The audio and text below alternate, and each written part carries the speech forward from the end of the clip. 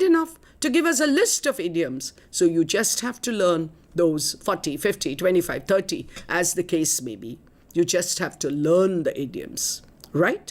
And use the idioms in the correct sentence or fill in the blanks with the appropriate idioms. Phrasal verbs. Then, of course, you have direct and indirect. Remember, the teacher said to the students, please bring your notebooks tomorrow. This is direct. And then you have to change it to indirect.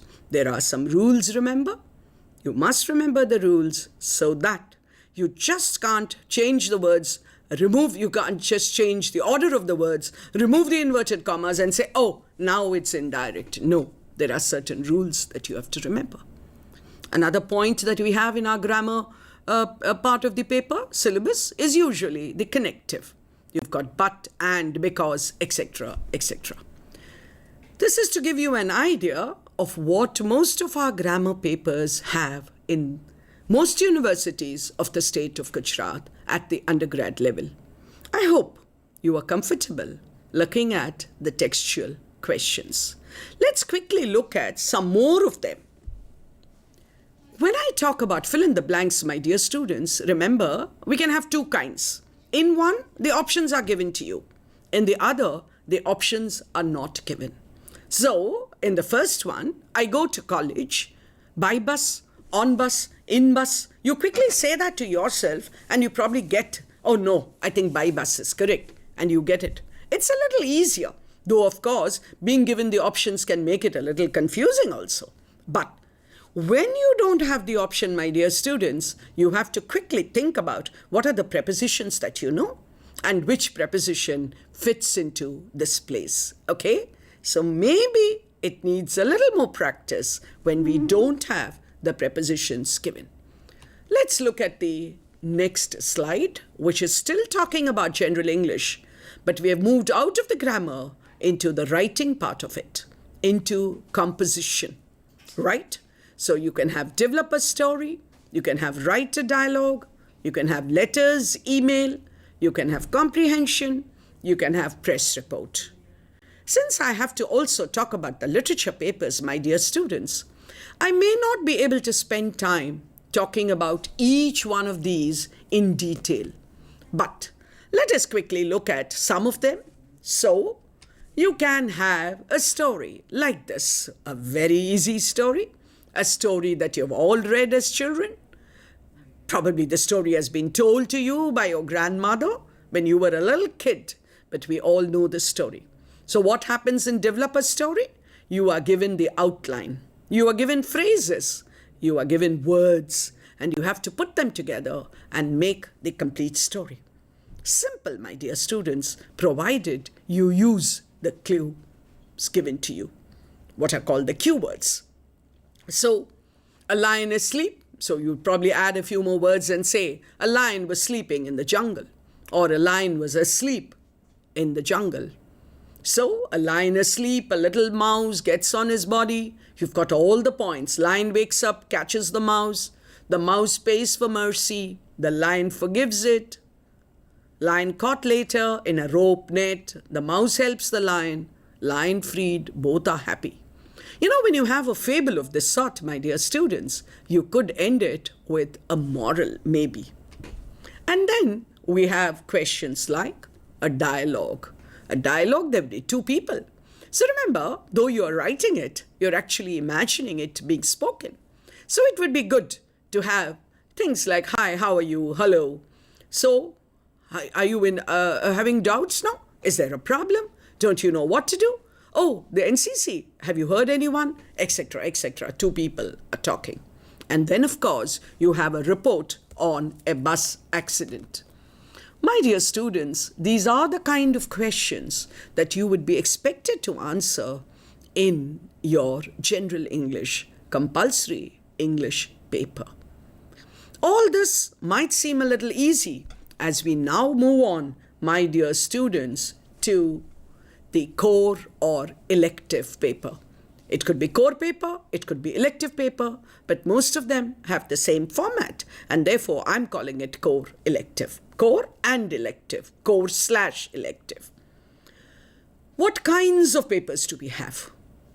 I'm talking about maybe Gujarat University and some of the other universities in our state.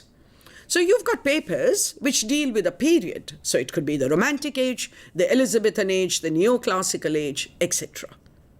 You have papers which deal with the form. So it could be drama, it could be poetry, it could be tragedy, it could be epic, it could be any of these. It could be fiction, it could be novel, it could be the essay. Then you've got papers on criticism, right? In some semesters, my dear students, you've got papers on criticism. And what is this criticism? Where we begin right with our favorite Aristotle. No, even earlier. Plato, Aristotle, Horace, Longinus. And through the Elizabethan Age, through Sidney, and to the Romantic Age, to the Neoclassical Age and Dr. Johnson, and then to the Romantic Age, to Coleridge, and on to the Victorians, to the 20th century, to T.S. Eliot, and even further down to I. Richards, etc., etc. Maybe some universities we go on to Derrida. Maybe we go on to Gayatri Spivak. So that is our criticism paper. There are terms also that we have to remember here.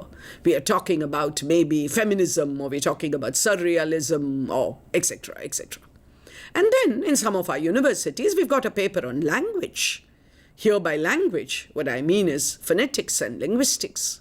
And in this paper, the thrust most often is on the objective questions.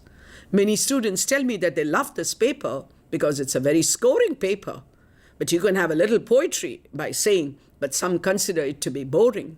So whether it's scoring or boring, I guess, my dear students, will depend on how much you like to read, learn about phonetics. Okay, so when we look at our question papers, there are two kinds. One, what I would call the general questions. So if I'm looking at a paper which deals with a particular age, there would be long answers where the question is particularly about the history, about the characteristics, maybe about the major writers.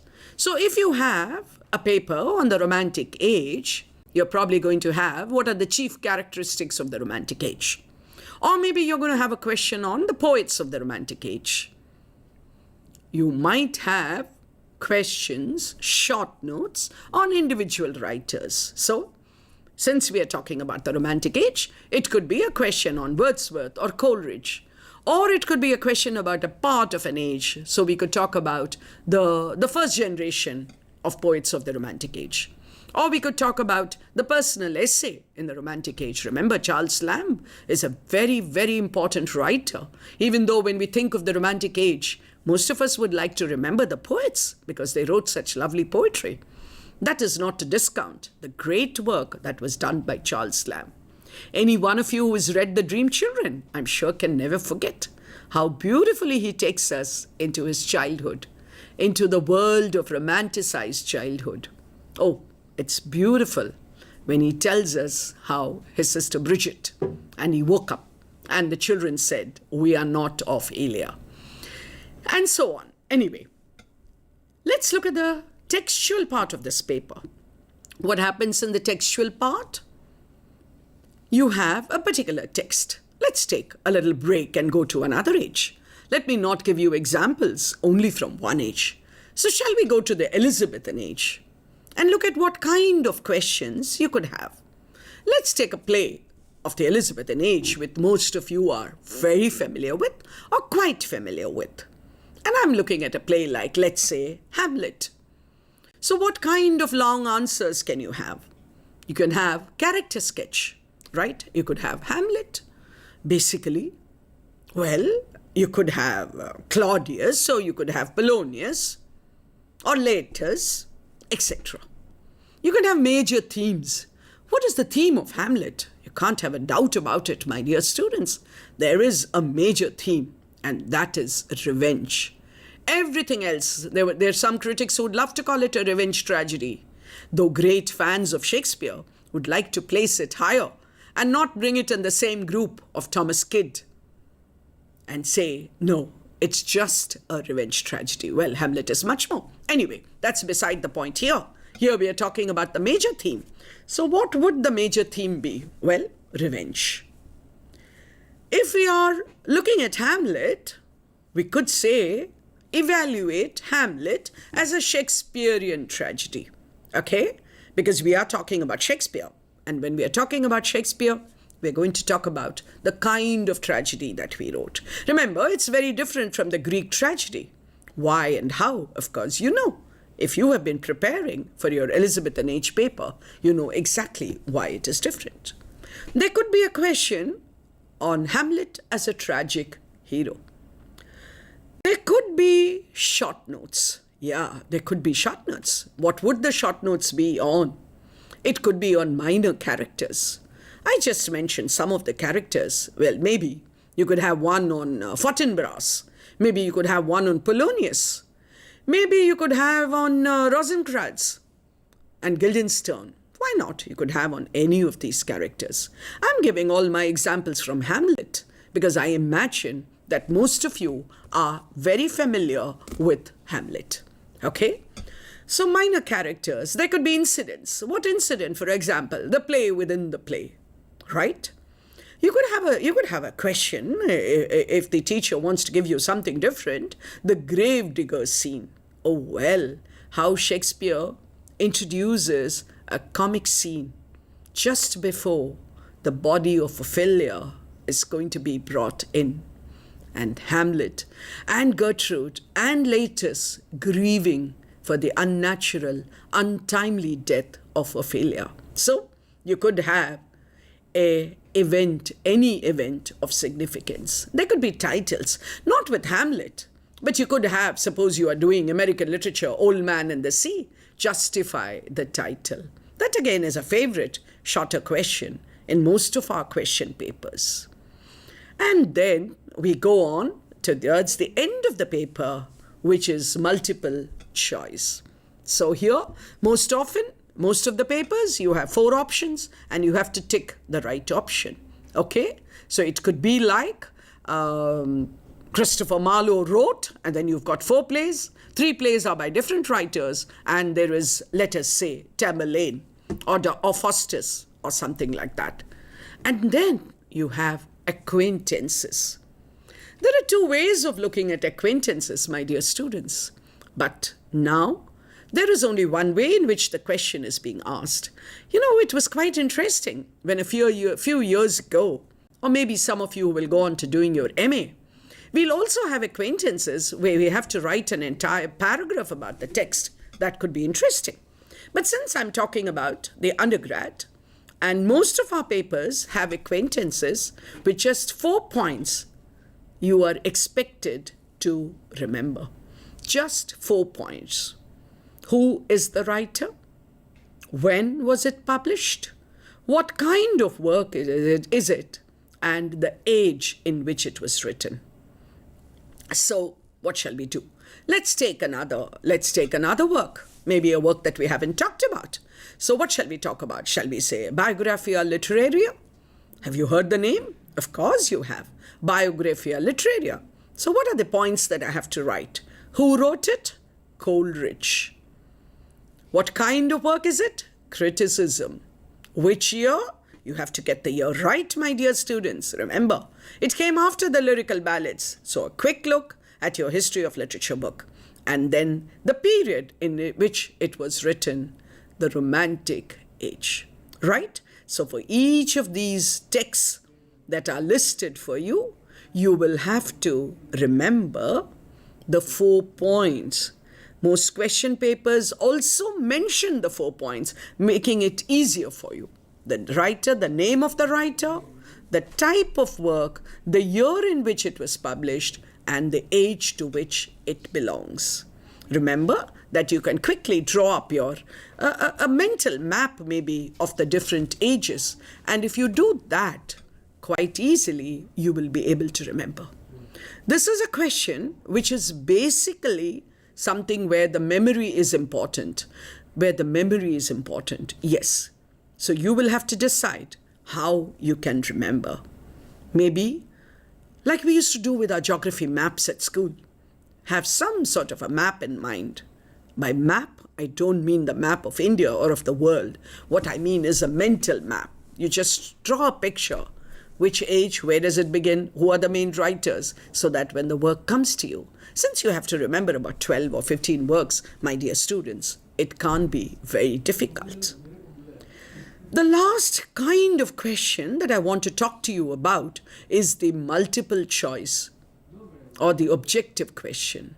My dear students, please remember to attempt all. I began by saying this and I'm repeating it again.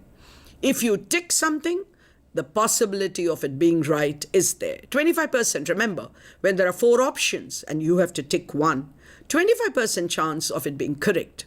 Please tick.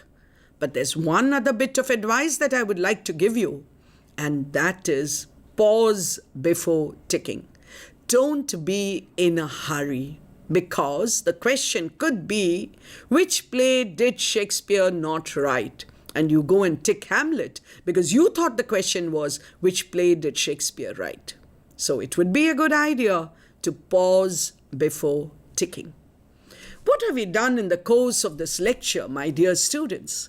We have looked at how you have to prepare for an examination.